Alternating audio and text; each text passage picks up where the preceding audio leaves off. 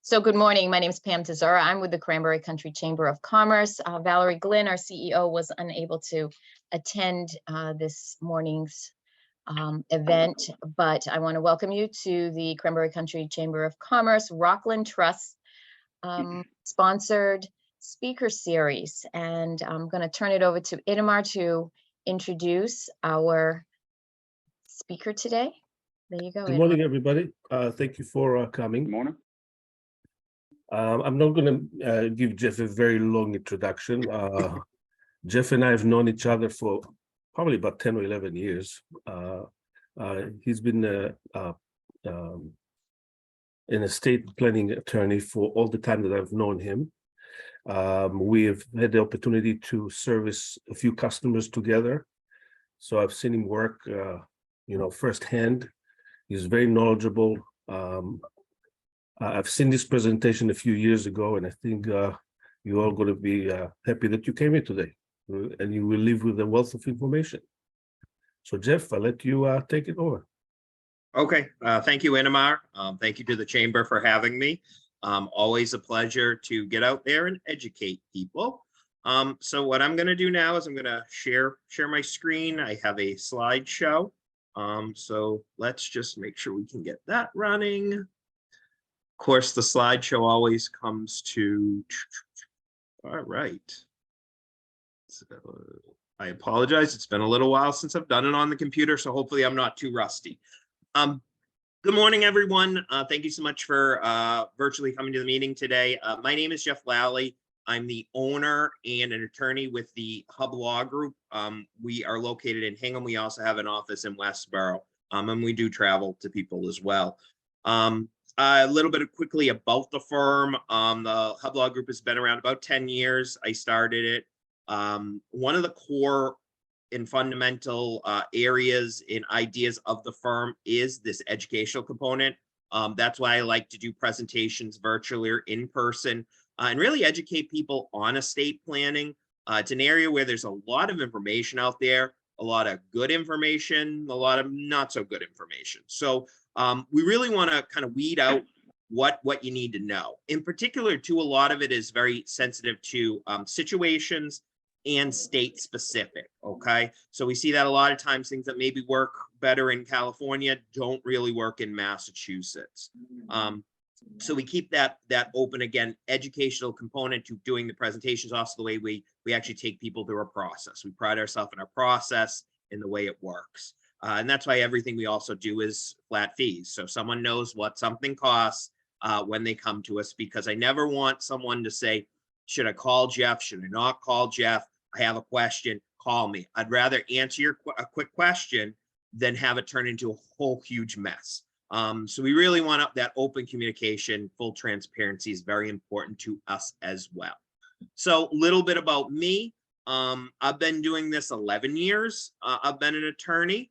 It's gone fast. It's kind of scary sometimes when I think about it. When I started, I did estate planning. I also did trial work. And I am an undefeated trial attorney. I had one trial and I never want to do that again.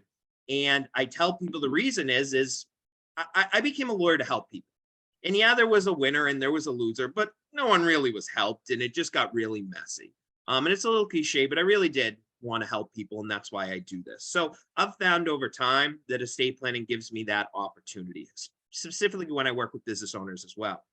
So we take that approach of, if I do an estate plan properly, when something happens, families, loved ones, their life is a little bit easier. And I've been doing this long enough to see when estate planning isn't done or done properly, all the craziness things can take on. So that helping people is fundamental of why I do it. I also realize too, estate planning is one of those areas where people say, one day I'll get to it. I've been meaning to do it. And I was one of those people myself. When I have two kids, I have an 18-year-old. She's actually, today's her last day of high school, kind of scary. I also have a 7-year-old as well. I have me and my wife are two attorneys. So my wife, we met in law school. She's originally from Panama. She's a lawyer down there. She's also a lawyer up here. But when my youngest was born, we went to the hospital. My wife's being induced, and the nurse goes, "Do you have a healthcare proxy?" And I went, "Yeah, we've been meaning to get to it." And here we are, two attorneys, nothing in place, and a lot of do as I say, don't do as I do. But baby's on the way. Here we go. So my daughter was born, everything was going great. And then about 2 hours later, my wife started having complications. Next thing I know, my wife is whisked into emergency surgery. I'm sitting in an alcove because we hadn't even been put in a room yet with my newborn daughter, and it dawns on me. My oldest, the one that's turned 18, is technically at the time my stepdaughter, okay? Her dad had died at a young age. At the time, my wife has no other relatives in this country, and things got serious pretty quick of what could happen if my wife doesn't pull through. And I remember that feeling of being out of control and a lot of scare of what's going to happen. My wife did emergency surgery, worked. Everyone is happy, healthy today, and I'm blessed to have that. But I always say, never want someone to have that feeling or to go through that. So everything we do is I try and get them. If you say it's the time to do this, I try to get people where they want to go. So that's a little bit about me and about the firm. So I want you to kind of step back and think about why you came today, okay? Estate planning, or when you start thinking about it, usually there was something that triggered. So maybe you came to get information because you're concerned about making sure your family's taken care of, and you're going to have comfort and peace of mind, total assurance if something happens, they're going to be kept out of court and conflict, and things are going to go the way you want them to. Or maybe you are looking to get peace of mind that your assets will be protected, especially if you have a business. What's that going to look like if something happens to you, you pass away, you become incapacitated? That's a great reason to start thinking about estate planning and get educated. Or maybe you're concerned about taxes, all right, and paying unnecessary taxes, okay? We can't always avoid all taxes, but we say paying unnecessary, especially in Massachusetts, where there is an estate tax. I'll talk about it a little bit more later, but we are one of the few states that does have an estate tax. Or maybe you're concerned about making sure you're taken care of if you become incapacitated. You know, making sure that your healthcare decisions will be followed, your business decisions will be followed. Things can keep going, and the people that are relying on you, but yourself, you'll be taken care of. That's a great reason to start thinking about doing estate planning. Because a good estate plan should give you all of these things: choices, total assurance, peace of mind, and comfort that if something happens to you, and when things happen to you, your family will be taken care of and kept out of court and conflict, and all the people relying on you will be able to keep going in what will be a difficult time. So a little tougher to do virtually, but I like to kind of tell people, you know, who here has an estate plan. You know, a lot of times when I do these live, a couple people will raise their hand and say, you know, we think of, do you have a will? Do you have a trust? Maybe you have some documentation in place. And then I usually follow up with saying, when's the last time you looked at it? And the reason is a lot of people think that estate planning is a one-time thing. It's the check the box, I did it, stick it on a shelf. That can cause problems. Why? Laws change, family dynamics change, people pass away that are named there. So don't think of estate planning as a one-time thing. It's something that should be able to evolve with you over the course of your life and be kept up to date. So again, if something happens, it's actually going to work. All right. But I always tell people the first question of whether you have an estate plan is actually a trick question. The answer is everyone has an estate. Okay. We think of it as, well, do you have a will, a trust, something like that? But the truth is, everyone in Massachusetts, if you don't have a will or a trust or documentation, you have what the state thinks someone like you would want. All right. And they take the approach of, if you want to change that, you need to go do something about it. And it's one area where we'll trip people up, because as we evolve and family dynamics change, there's still some outdated or different ways of thinking about how families work. So I always say blended families like mine with stepkids. Stepkids are strangers. Okay. So unless someone is your blood relative or adopted, they are strangers. So there are tables, we look at it, but everyone does have a plan if they don't have a will or trust or something in that place. So I like to say, what is typical estate planning or traditional estate planning, as I say? So traditionally what happened is it's usually a one-off transaction. People go see a lawyer, probably spend half an hour, ask you a couple questions, not really get into what the options are about avoiding probate, maybe talk about taxes, probably not get into your assets or long-term what it's going to look like, and potentially getting into, how legal guardianships work for, what we call, I break it into short-term versus long-term, but what's actually going to happen. And I saw firsthand when my Aunt Sally died. My Aunt Sally, about a year before she passed away, and someone once asked, yes, her name was Sally Lally. She went and saw an attorney, and the attorney set her up with some documents, said, don't worry about it, you're all set. Everyone thought everything was going to work out fine. Well, about a year later, she passed away. Okay. Go back to see that lawyer. Lawyer says, don't worry about it, I'll take care of it. Well, $50,000, and 7 years later, it was taken care of. And I always remember my dad saying, I don't remember that part of the conversation. And I like to say, look, because that was traditional estate planning. Everyone got a will, the lawyer held on to it. When it came time to probate, you're paying, $400 or $500 an hour to probate it, and the time and cost that goes along with it. So that's traditionally what people think of as estate planning. What I try and do, and what modern day estate planning should be, is a whole new approach. Really, it's an individual approach to figure out your situation, your family dynamics, your assets, and really educate you and empower you on what options you have so that you can make the best decision. Lawyers are really good at telling people what they should do, but sometimes we need to really educate them to help you get to where you are. Because I can tell you what I think, but ultimately, if that's not going to work for you, that isn't going to work for you. So a whole new approach of really educating, and we've found over time, if you take that holistic approach, you can really save tons of money, time, make sure everything is protected, make sure people are taken care of, and they have choices, and keeping your family out of court and conflict. It's really, really important, because estate planning is something we always say, yeah, you do it for yourself to give you peace of mind, but you also do it for your loved ones to make their life a little easier and give them direction if something happens to you. So taking that holistic approach really, really does work in make sure that these things happen. So what commonly people will ask me about, and I hear it all the time, what is probate? Or people talk about avoiding probate, and they call it a 4-letter word and all those things. So this slide is a good illustration of what probate is, okay?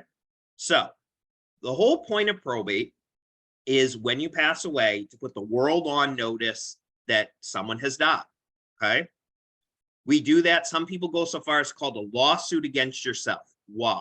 Because the whole point is to tell the world, if you're owed money or someone has a claim against you or wants to find out, you've passed away, okay? There is a probate court. So you go down, depending on where you are. So Cranberry's probably Bristol, or it's also Plymouth. But there are probate courts, you go in there. Those are the same place that they hear wills, trusts, things of that matter, is the same place child custody, divorces. So it's really really pushed together, especially now after the pandemic, where they're handling everything interchangeably.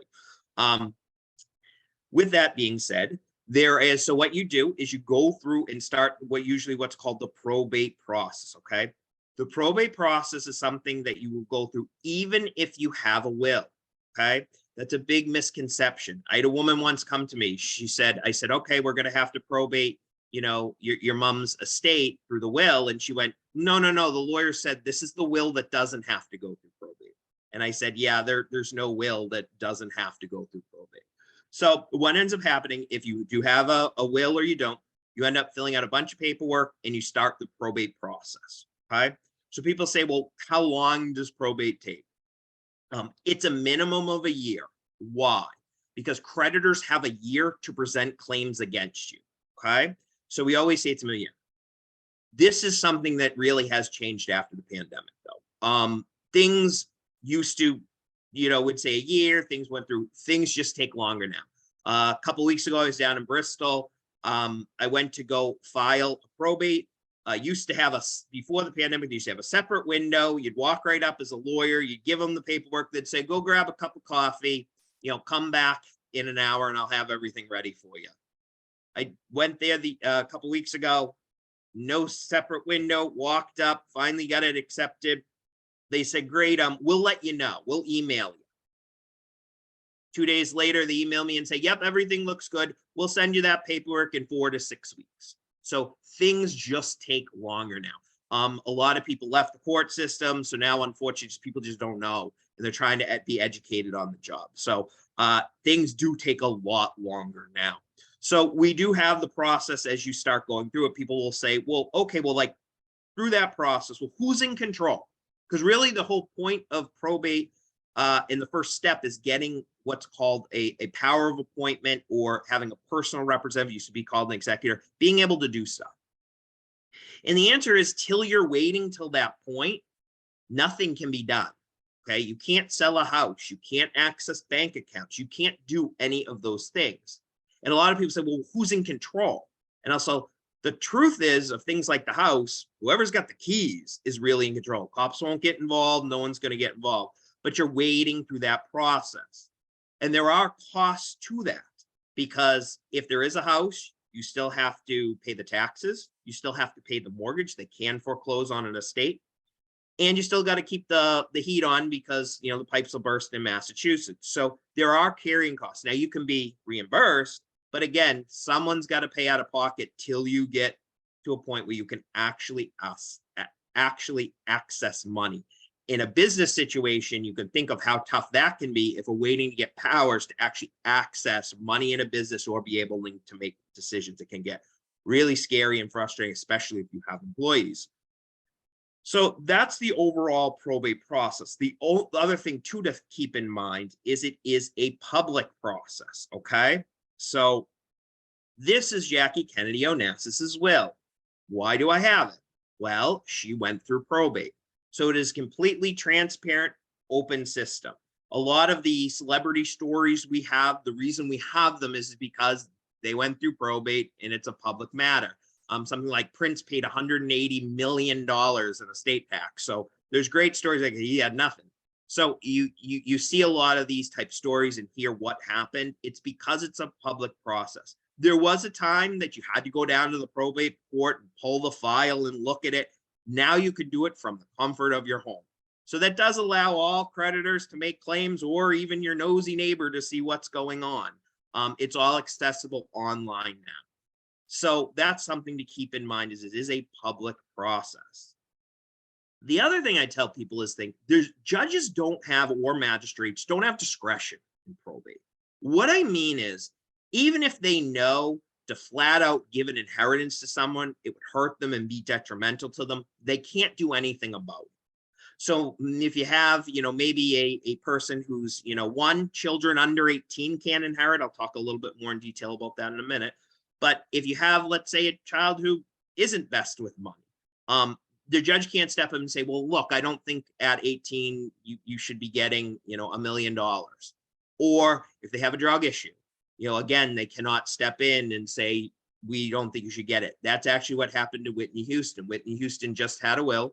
Her daughter was, I think, 19 at the time that she died. She got everything, and basically she killed herself.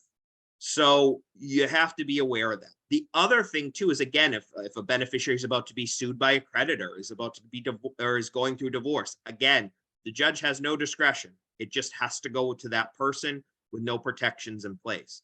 It also works the same way. One of the hardest ones is when someone is getting what we call a special needs situation.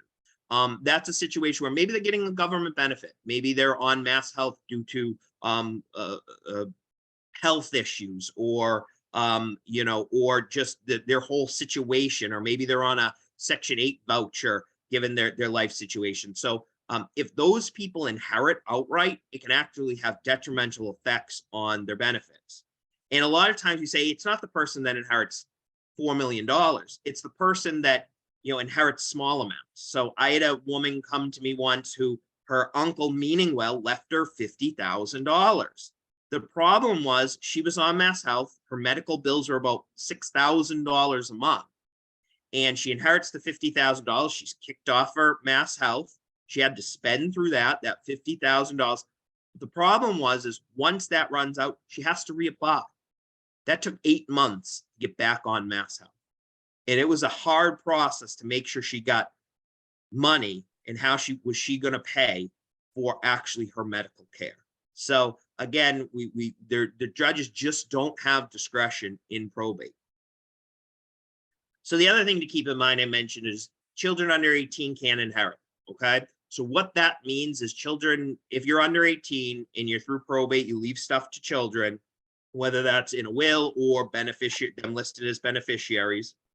The court will make you set up what's called sometimes a constructive trust, or they will make you set up a conservatorship, someone to watch the money for the children. The challenge is, again, at 18, they get it flat out. Again, if something's going on, a reason why they shouldn't, there's no discretion. But the other thing is now you're in the court system until the child is 18, meaning there are annual reports that have to be filed. There are guardians ad litem that's court appointed, people to take a look at, and it can get expensive and intrusive for, someone passed away with a minor child. You could be looking at 17, 16 years of doing this. So something to keep in mind. The other thing that the probate court also talks about with kids that we want to keep in mind is guardianship. So traditionally people think of guardianship as, okay, if something happens to me, who's going to take care of my minor children? All right. I like to say that's great. But what about if you go out tonight and you don't come home? All right. Who in the short term is going to be able to take care of them? All right. And it's something that gets overlooked because it does take a while, if you're named in a will or your guardianship nomination form, to get appointed a guardian. So I always tell people we think of it as short-term, long-term. Long-term is what people traditionally think, the person that would raise a child. Short-term is who's actually going to have legal authority to take your kids if you don't come home tonight. We call it the Kids Protection Plan. And I think I really pride myself on that, to make sure minors will be taken care of if a difficult situation arises. So something to think about as well. So kind of with that idea about guardianship, some of the other things that happen in probate court is if you become incapacitated. So I've talked a lot about what happens if you die, but what if you become incapacitated? So two of the most important documents for anyone who's over 18, for example, my daughter will be signing those documents this weekend because she's over 18 now, is someone to make your financial and your medical decisions. Okay. So the two really important documents are healthcare proxy and a durable power of attorney. Okay. Healthcare proxy lists who you want to make your medical decisions. And in Massachusetts, that is the person that is truly going to make decisions. Okay. We don't get into directives with all this detail. It's suggestions, but ultimately push comes to shove, they're going to turn to the healthcare proxy and go, what do you want to happen? If you do not have a healthcare proxy, we have to go through a guardianship for an adult.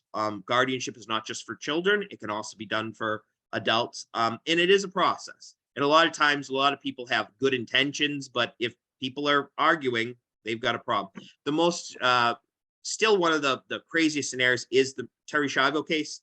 That's why we use the photo where you literally had state and local police almost about to brawl it out of what the legal right was making decisions because she had nothing in place. So that's a healthcare proxy, really, really important. The other document is durable power of attorney. All right, someone to make business decisions on your behalf, right? So what that does is if you become incapacitated, people can handle things accordingly. If you do not have that, you have to go through what's a conservatorship. Okay, that is someone to get the authority to handle your business affairs. That is crazy, to be point blank with you. I didn't realize how expensive and time consuming they can be until I actually had to take someone through. And in particular with her situation, she actually had a power of attorney. It was just really old and it didn't have the power to sell real estate. And really all they were trying to do is just get the power to sell real estate to liquidate the house so mom could be taken care of in a nursing facility.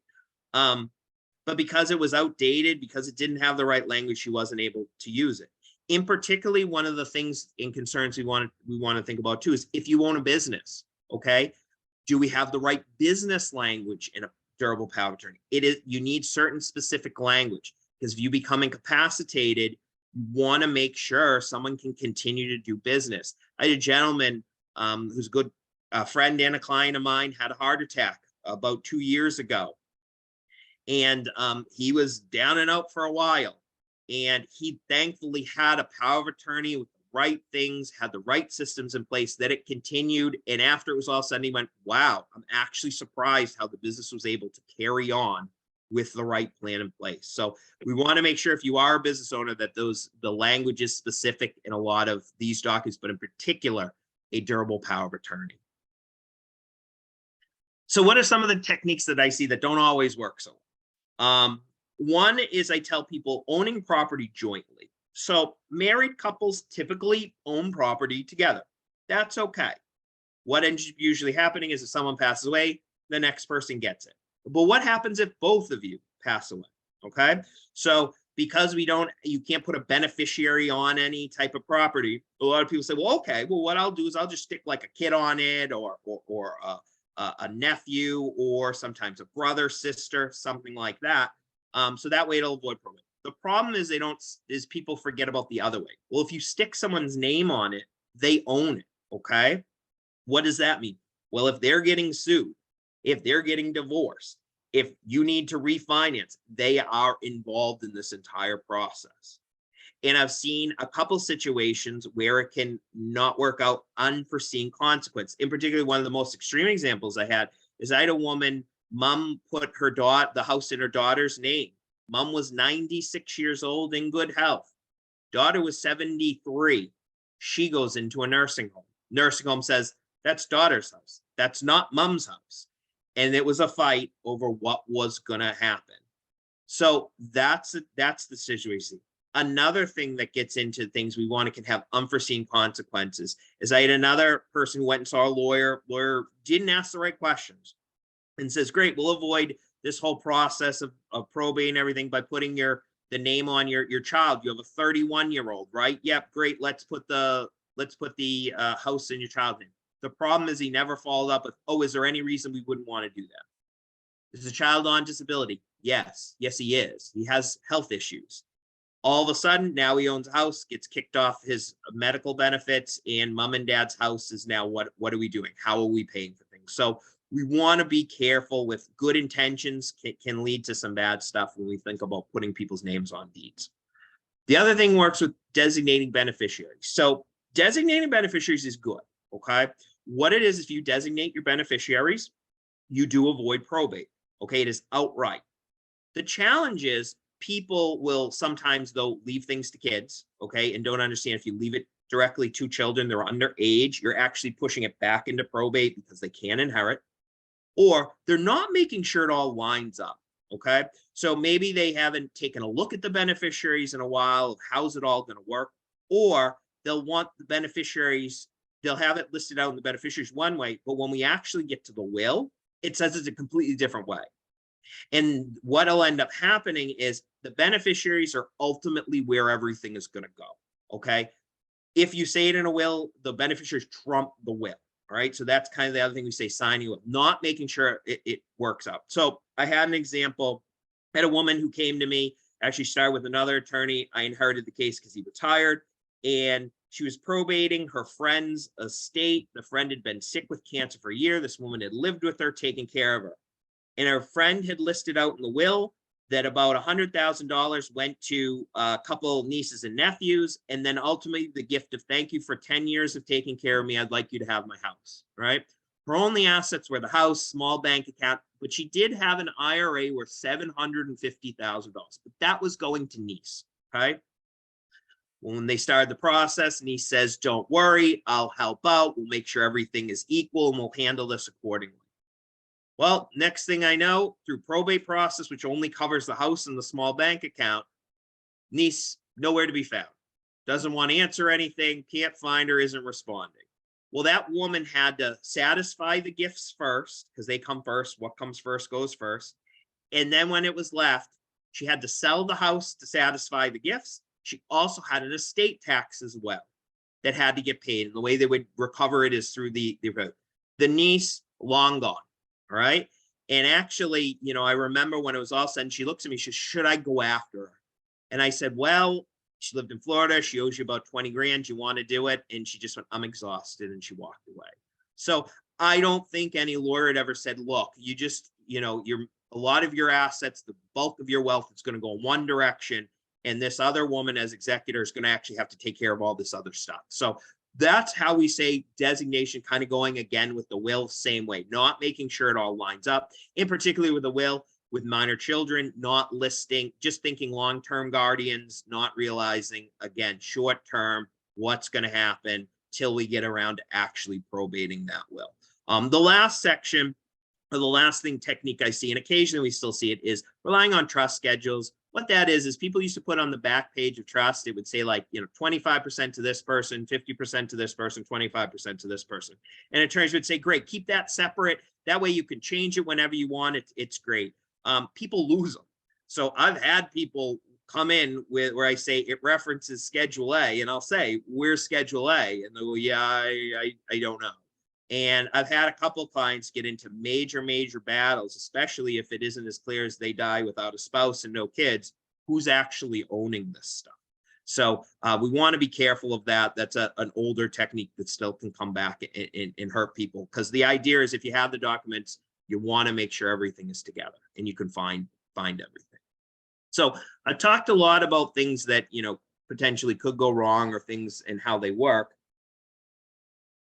But what can work well? What I've found over the years of doing this is it's become more and more common and people are using trusts. Okay. So in particular, fully funded living trusts with disability protections. All right. I tell people, think of it as your own box, your own treasure chest. All right. What it does is it allows you to avoid probate. It allows you a seamless transaction. If you become incapacitated or you pass away, it's accounted for. It's your rule book. You get to decide who's involved. You set the terms. You lay out what you want, with very few exceptions of how things pass. You can also build in protections.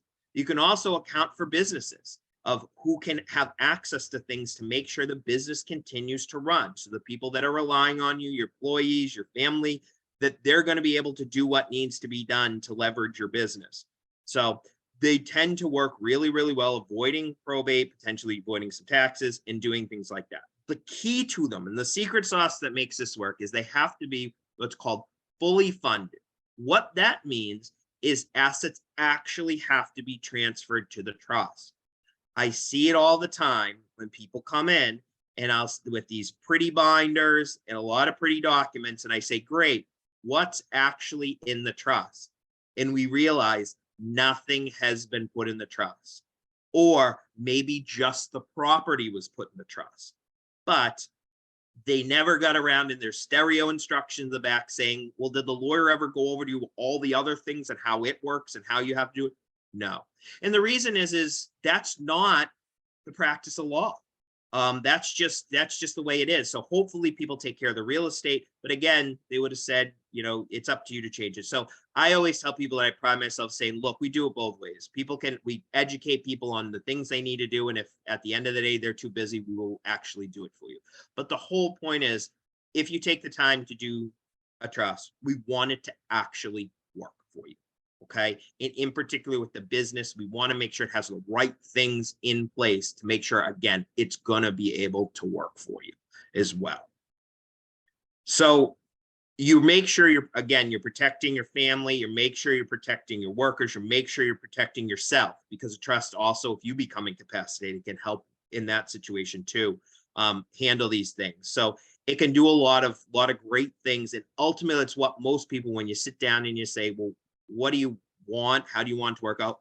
Really what they're thinking about is a trust. And if the trust is handled properly, I always said I had a gentleman, his name was Woody, generic name, I can use it. So his nickname was Woody. And Woody came to me and he had a house, he had a couple other assets. We did the estate plan, he passed away. His daughter called me up, said, my dad died. He said, if anything happened, we should take the book from the shelf and give you a call. So not a problem, come in. Sat down with them. I said, look, you've got this house, you know, do you want it? They said, no, it's 55 plus. We don't qualify. We don't want it. I go, great. You can clean it out. You can put it on the market tomorrow. Oh, I can. Yep. Do you have access to the bank account? Yep. Go ahead and remove that. You'll be able to do what you want with the bank account. Okay, great. That's it. Yep. You'll be able to handle that. They go, what about my brother who, you know, he's all upset and he's thinking that he actually was disinherited. So you don't even have to worry about that. And just move this money for your grandchild. He left a little bit of money to a grandchild who's 24. She's supposed to get it at 25. Go put it in a bank account. If she needs it, you can give it to her. If not, you know, this can stay in the trust account. And I was like, that's it. And they just went, that's how easy it is. I go, yeah, your dad did the right thing. So a fully funded trust works that well. It really can be a great thing. And I always say, when we do that, I know I'm doing my job well, when I can make life that easier, because that was a hard situation. That was a very emotional. He died suddenly. So that's a little bit about trust and how they work and why it can always, it could be a nice addition, something, situation for people. One thing I did want to quickly talk about and mention is we do have an estate tax in Massachusetts. There's about 12 states that have an estate tax. The way the Massachusetts estate tax works is it's $1 million, okay? If you are $1 million or over, you pay on the entire amount. This is what makes the Massachusetts estate tax tricky. So there is a federal estate tax. It is about $11 million. It's slated for inflation, so it's a little bit over $11 million. That most people don't have that situation. If you do, you know, I know exactly what to do, or some tricks with it. But ultimately, the $1 million one can sneak up on people, because the way you calculate is we take everything you own. Okay, that's houses, cars, retirement accounts, life insurance. That'll trip up. A lot of people will say, well, it's tax free. It's income tax free. It is not estate tax free. Businesses count as well. So we take all your assets, whether they're in this state or not. So if you have a vacation home or a cottage in, you know, up north in Maine, that counts as well. You have property in other countries, that counts as well. But we take everything you own minus your liabilities. And if you are over $1 million or $1 million and over, you pay. Okay. So it's something that, again, can sneak up on people, because given the prices of houses going up so much, the way they calculate businesses or retirement accounts, we just want to keep it in mind. There are some things you can do through trusts or giving strategies to minimize that, that we can walk, that I walk people through. But it really is just understanding you only have 9 months to pay that. And if you're dealing with probate, 9 months goes pretty fast. So I had a good friend of mine, his grandfather died. His only real asset was his house down in Dartmouth on the water, beautiful house. It was about 1.2 million, worked for IBM. So he had a massive pension and was taking care of everything else. But so this was his really only asset. You know, mom comes to me, says, oh yeah, you know, gotta probate dad's estate. Long story short, she dragged her feet. And by the time she got around to selling the house and paying the tax, it went from $30,000 to $60,000 with penalties and interest. Why? Because she dragged her feet.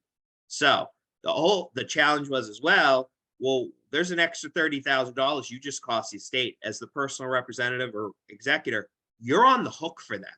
Okay. Luckily, her siblings were mad at her, but not saying you're going to pay us back for that. They were independently wealthy, so everyone got along. But everyone was mad, and it cost them a lot of money. The other thing too is if you're hung up in probate, sometimes what we'll do is say, well, pay the tax. So if you've got 9 months, someone will have to pay a projection, and then we file an extension so that there's no penalties or interest, or less interest. But someone has to fork over that money. I had an estate last year where someone had to actually fork over $48,000 of his own money to not incur that till we worked it all out. And he said that was the hardest check he ever had to write. So he eventually got reimbursed, but that took 2 years to get reimbursed. So it can sneak up on people. It's something to think about, and something just to be aware of, you know, in a state like this. So the other thing too is that I tell people, whenever they come to the presentation, is that I say, if you haven't heard of Find Mass Money, I'm sure you've heard the all the commercials and things like that. So what that Find Mass Money is there's over $3 billion in Massachusetts of unclaimed property. A lot of times what that is one, someone just didn't know they had it. Okay, so I checked. I had a small little savings account, about I think it's $51 that my mom had saved up that got trickled through the banks over the years and lost. But it also can be other stuff as well that people just, again, when someone passes away, they just don't know about because no one's putting it down. So when my grandmother died, my mom found in my grandmother's safe her Gerber whole life baby policy from 1944. And it was worth about $5,000. You can imagine what that was back then. But she cashed it out. She could use the money, but I tend to think that's something in her maiden name that, you know, she didn't know she had, that it probably would have ended up there. The most extreme example that I've seen too is that sometimes you also have assets that it's just not worth because they weren't, the trust wasn't, they have a trust, but it wasn't funded properly. Okay, so sometimes there might be a small bank account that someone forgot about that, again, it's not really worth going through the probate process to split between 5 kids. But the most extreme example, I think, of just not knowing where assets are is I had a gentleman, his dad passed away, dad had a trust. Everything looked good. I mean, they did a good job. I didn't draft it, but the person who drafted, I thought looked pretty good. I administered it. We took care of it. It's pretty cut and dry. He decided to keep his house, the dad's house. It was on the Cape, very nice property. He was, and he said, I really just want to keep it. And he eventually was moving down there. So about 6 months later, after dad dies, he calls me up and says, hey, Jeff, I got a Lincoln financial statement in the mail. What is this? Sent it to me. I looked at it. Dad had an annuity worth $158,000 that no one knew about. Okay. And I tend to think that if he hadn't kept the house, what probably would have happened is the new owners would have said, oh, that's interesting. That's addressed to the person who used to live here. Throw it in the trash and go on their way. So, and he probably would have never even looked for Find Mass Money because it would have taken years to get there, or he thought he covered everything. So that's why it's important to not lose money, but to inventory things and go through that. But go to Find Mass Money. You might be surprised if you find something for yourself out there. And it's something I do when we go through it. I do all the time. I run it for someone when they pass away. So I've talked a lot about this today, about assets, money, taxes, things of that nature. But there also is another component to estate planning. And it's a lot of times the most important. And that's, what about your stories? What about your issues? What about the things you would want people to know? And I say it's very important. That's a very personal decision, but I like to incorporate. I had a gentleman come to me. He was a Vietnam vet. He was a sniper in Vietnam. Hard guy, nice guy, but he was hard guy. He's in Rotary with him. And he said to me, you know, when we got to this point, he came in and he had a letter for each one of us. So he had 3 letters. And he said, I saw a lot of things that I just never been able to tell them why I am who I am. But I want them to have these. And we incorporate it into their plan. One of the most things, even myself, my dad died about 2 months ago now. My dad kept his day timers. All right. My dad would write out his day timers. What he did is he kept a day timer for each one of the kids. I'm one of 4, so that we would actually have it and we could open it and see little dates and all the things. It was really cool. Something that, you know, I have that it means a lot to me. So incorporating those things is important. And we want to make sure we cover that as well. So some of the other things, though, to keep in mind, because I have a feeling most of the people on here are business owners, are businesses do add a level of complexity or just things you have to consider, okay? And in particularly, one of the big things is a lot of times people don't own it all themselves. So if you have partners, how does that work, okay? Do you have the right documentation so that all of a sudden, if something happens, you're not in business with a spouse or child of your partner, unforeseen, someone you did not agree to be in business with? Or if you do die, is it going to actually work? Will you have the power to continue to go with the business and do the things needed? Who owns it? I have seen businesses come in and say, I own something. People say, I own a share of it. And then when we actually look at the documents, they do not own a share. I had one woman who worked for a gentleman for 20 years, thought she was a 10% owner. She was told, we had vague information that she was an owner, but when it was all said and done, she wasn't, and she actually got nothing. It went to someone else. And so is it spelled out? Because that's just a fight waiting to happen. Or winding down a business. Are you going to have the power of, maybe the business isn't going to continue, but are you going to have the power to get to the right bank accounts, pay the right people, salvage, collect what still needs to be collected? Is that going to be able to be done? Or maybe you're transferring it to kids. You want to transfer your business to your kids. What's that going to look like? Or employees. You know, can we? A lot of people, hardest part about a business, I think when we talk about exit strategies and things, is finding someone who wants it, whether that's a broker, but a lot of times working it out. Are we transferring it to the kids? Are we putting it to employees? And making sure that the right documentation internally is taken care of when you do that. Because if your business is caught up in probate, everything comes out. And I actually had one client where I handled it from after everything was through probate. And what ended up happening is they found out they weren't compliant. They weren't paying their, you know, some of the taxes. They didn't have their workers' comp up to date. So it just became a nightmare of all the things that ultimately the business was gone. A business people thought was going to be worth a lot of money that now has been ravaged. So we want to say, if you're thinking about estate planning from when you die, but also if you're just thinking exit strategies, you really want to make sure you're in good shape. Your business is in good shape for that. Because if it isn't, and you go to sell it, or you go to, or when you pass away, people are going to sell it, all the skeletons come out of the closet, and you'd be surprised at how that actually works out. So, you know, again, just to reiterate some of the things that I say don't always work so well. A lot of people view estate planning as one size fits all. Doesn't always work. The DIY online estate planning, you want to be careful of that. You know, we tell people a little bit of buyer beware, you get what you pay for.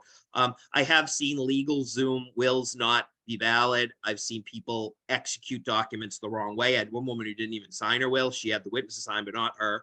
I've also seen too, people will get like, the new thing is the Susie Orman Trust, you know, if they're out there, the Susie Orman Trust or California law don't necessarily play well in Massachusetts under Massachusetts law. So I've seen that. I had an issue with one of those once. So you really just want to be careful, because the reason it's not the practice at large, you're deciding what you need. Okay, you're clicking the buttons. No one's saying this is what you need or what you should do. In particular with businesses too, do they really have the language a business owner would need, which is specific in there as well. Again, you know, not really looking at the unclaimed money. Are we really looking at what you have? Is it inventory? Do we know where everything is? Or if something happens, do we know who you need to call? Very, very important. Not really getting into kids and only thinking, you know, long-term guardians, not necessarily short-term guardians, and only talking about financial assets. Okay. So a little bit about my approach. So the way I do it, and the way I feel the proper way to do it, is we do everything through our family wealth planning session. Okay. So what the family wealth planning session is, it's a 2-hour working session. That's where we get to know you, your family dynamics, your assets. And we help educate you on what your options are and see if things make sense. If it works for you, great. If things are going to go the way you are. If they don't, how can we change it? And we really get to know your situation, because estate planning should be that way. It really determined by the types of assets you have, your family dynamics, and what your goals are. And we do that through taking a comprehensive approach in that session. The secret sauce that makes the session work, and actually what gives you the most value, is through filling out our homework. Okay, so I tell people, yes, I do give you homework. And what it is the homework, which is a great exercise, even if you don't do estate planning, because it helps get your finances in a row and make sure if you pass away, someone knows who has to be contacted. But we review it there. We look at your assets, your information, your family dynamics. And again, it's a great exercise, even if you don't do estate planning. And I tell people, I'm upfront, our physical form is 17 pages, but it is really what makes it work and makes you get the most out of that session is filling out the homework. And it also gives us the ability to lay things out for you. What's it look like? And give you your options so that you are empowered to make the best decision for yourself. So anyone who comes to one of these presentations or any presentation I do, I always say, look, I'm always willing to give a family wealth planning session to anyone for free. All right, I usually charge $750, but I give it for free, where we are looking at your situation. And we take a look at an update, as long as two things. One, you agree to do the homework, which is a great exercise, even if you end up not doing estate planning. And if you're married, I do ask that your spouse comes as well. You can do separate estate planning. And occasionally that works for people that maybe got second marriages later in life, but for the most part, it really is a couple's thing to do together. But if you're willing to do that, I'm always willing to offer a free family wealth planning session where we just get to know your situation. We lay out what your options are, and if it makes sense to work together, great. If it doesn't, there's no obligation.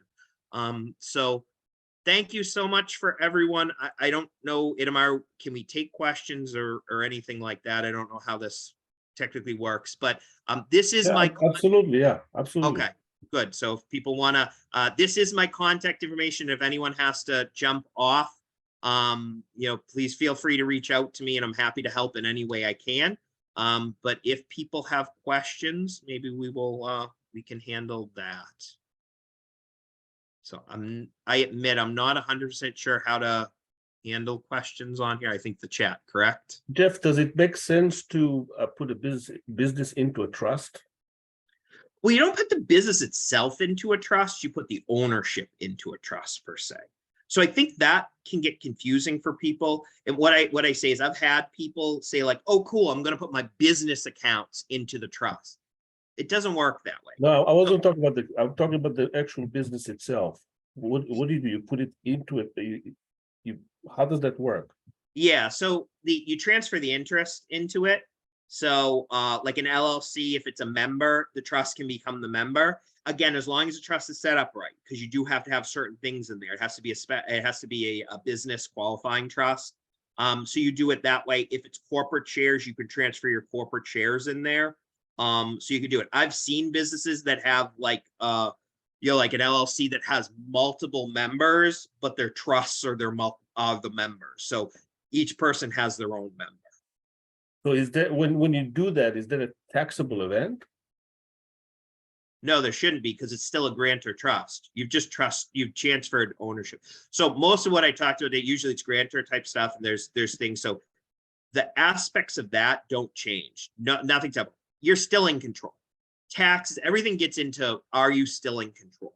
And all the things I've talked about today, you're still in control, so they're not taxable events. So the beneficiaries, then they receive the trust that the business is in it, and they will have to pay tax. Is that correct? Well, yeah, I mean, if they're It's over $1 million. Oh, yeah, if you're over $1 million, yeah. And I mean, that's why we get into buy-sell agreements ahead of time too, to see, if you have partners, so that when we stream down, but yes, you're ultimately, the other thing too, it allows the business to continue. So because it's in a trust, again, seamless. So the trust is still in charge. The trustee is still the one that's in control. So you can keep accessing bank accounts. You can, the right formation is in place. Now we want to make sure it all lines up internally, but ultimately someone can get control. Okay. Any other questions? I don't know if I heard this or not. This is Venus.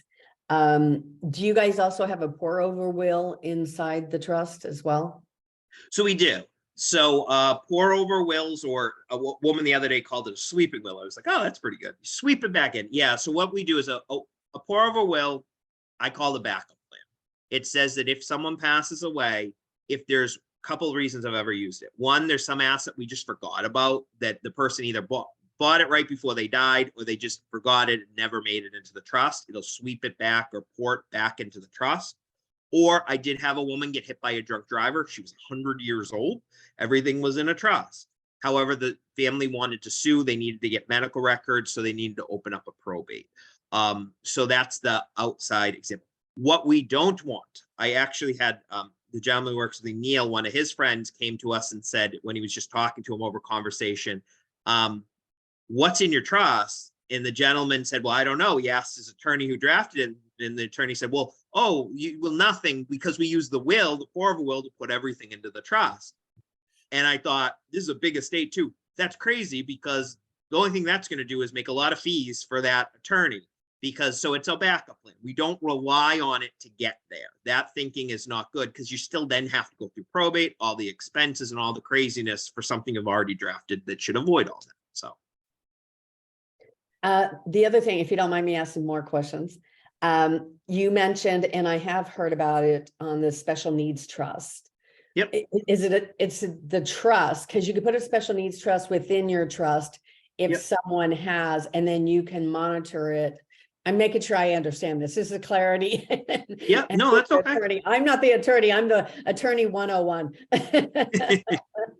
Learned. that's okay. So if you have a special, there's two ways to do it. So every trust I do pretty much has what I call the backup special needs trust. Basically a trust for, look, life happens. I've had people, they get it done and then the kid gets hit by a car and something happens, some unforeseen thing happens. So I call it backup. So part of the overall trust. So when people say like trust, we're all talking about like one document. Sure. If you have a true special needs situation that you need to know about, you can actually list, do a separate trust or standalone, or you can get into more detail. So that way you kind of figure out who really is. Do you want it to kind of be separate from everything, or maybe a different trustee than the overall trustee, because it's going to go on for a while. So you can break it up more specifically if you know you're going to have a special needs situation rather than a backup. And you have to do that beforehand, or I mean, is there a time frame that you have to do something when someone passes? I know different states are different ways, like 1 year, 2 years, and things. Yeah, I mean, when someone passes, if nothing is set up, it does get a lot more complicated. There are different types of special needs trusts. There's like first person, third person, pooled trust. You get it. So it really gets specific. Ultimately, you have to make sure you're doing it the right way. So sometimes there's pooled trust. So I don't know if it's the timing thing. It's more of, you just have to make sure you're handling it properly. With that situation. So I know I always hate to give the "it depends" typical lawyer answer, but there is a little bit of it isn't the way to think of, or at least I've always seen it. It's not a time thing. It's more of, look, you got to look at what your options are, given the assets too. Because at the same time, have I seen people? It can just cause a mess if we know it's there. So Thanks. I appreciate it. okay, It was a good session. thank you. Anyone else? Good. Okay. Good job, Jeff. Thank you. Very clear information. Yeah, All thank you so much. Well, thank you. I really do appreciate everyone taking time out of their day to jump on here, and looks like we're getting you out in a decent time as well. So if I can help in any way, this is my contact information, and I'm always happy to help someone out if they need anything. So Thank you so much. again. Thank you again for having me. And Inamar, Pam, thank you so much for inviting me. Thank you. All right. Have a good day, everyone.